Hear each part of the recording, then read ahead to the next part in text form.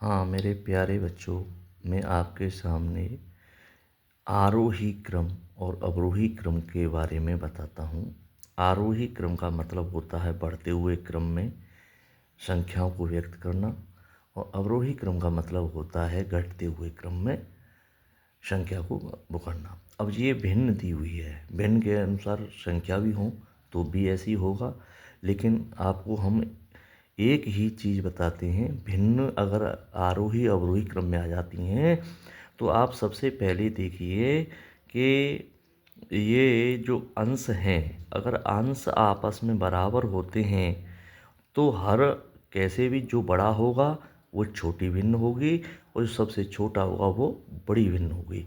इस बात को मतलब ध्यान में रखना है। अब मान लिया जाए हम इस प्रकार से अंदाज़ा नहीं कर पा रहे हैं, इसको नहीं कर पा रहे हैं, तो हम क्या करेंगे?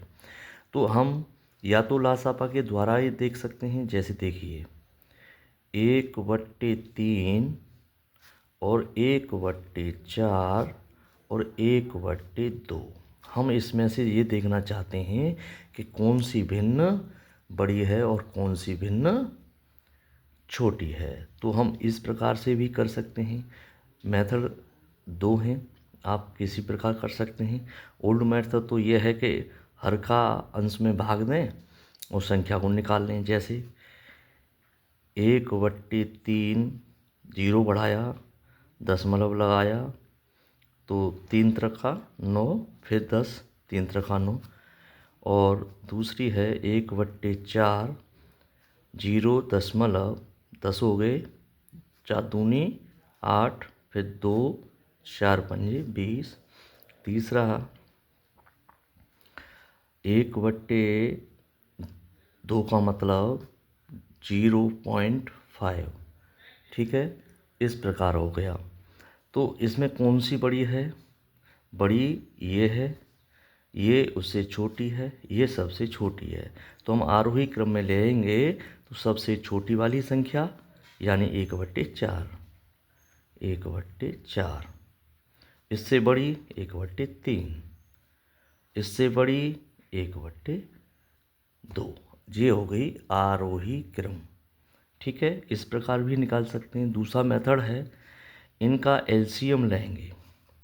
इनका एलसीएम कितना हुआ? 12।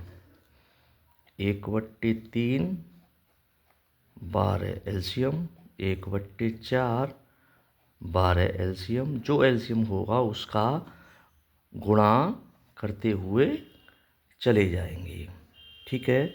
जैसे कि 3 चौका 12, 4, और 1/4 3, 3, और 6, 6, ठीक है।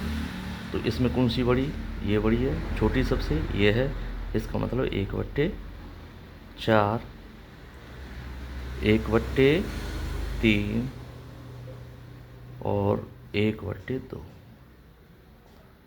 जी आंसर, ठीक है। इसका मतलब निकला कि आपके इस बात की समझ में आ चुकी होगी, अगर अंश आपस में बराबर हैं, जिसकी हर बड़े हैं वो संख्या छोटी होती है, और जिसके अंश सबसे छोटे हैं वो संख्या बड़ी होती है। यही चीज़ मैंने आपको पहले बताई थी। तो इसका मतलब यह है कि अगर हर आपस में बराबर हों, अंश बड़े होंगे वो बड़ी भिन्न होगी, वो छोटे होंगे वो छोटी भिन्न होगी। इस प्रकार से भी हम जल्दी से टिक लगा सकते हैं, ठीक है।